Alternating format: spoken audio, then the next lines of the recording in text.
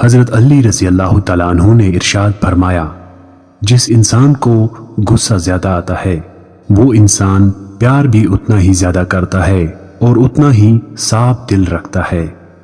جب تم دنیا کی مفلسی سے تنگ آ جاؤ اور رزق کا کوئی بھی راستہ نہ نکلے تو صدقہ دے کر اللہ سے تجارت کرو۔ کسی کا دل مت دکھاؤ، ہو سکتا ہے کہ وہ آپ کو ایسے چاہتا ہو جیسے مرنے والا زندگی۔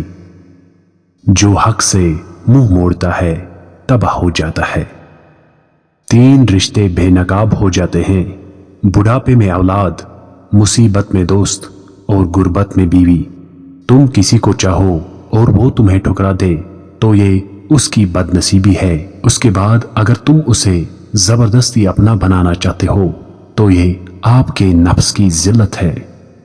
کسی کا عیب تلاش کرنے والے کی مثال اس مکھی کی جیسی ہے جو سارا خوبصورت بدن چھوڑ کر صرف زخم پر بیٹھتی ہے۔ جس کو تم سے محبت ہو وہ تمہیں فضول اور ناجائز کاموں سے روکے گا۔ رشتوں کی خوبصورتی ایک دوسرے کی بات برداشت کرنا ہے۔ بے عیب انسان تلاش کرو گے تو اکیلے ہی رہ جاؤ گے۔ انسان کے جسم کا سب سے خوبصورت حصہ دل ہے، اگر یہی صاف نہ ہو تو چمکتا چہرہ کس کام کا۔ جب انسان کی عقل مکمل ہو جاتی ہے تو اس کی گفتگو کم ہو جاتی ہے، یعنی اس کی گفتگو مختصر ہو جاتی ہے۔ حضرت علی رضی اللہ تعالیٰ عنہ فرماتے ہیں، اچھا دوست ہاتھ اور آنکھ کی طرح ہوتا ہے۔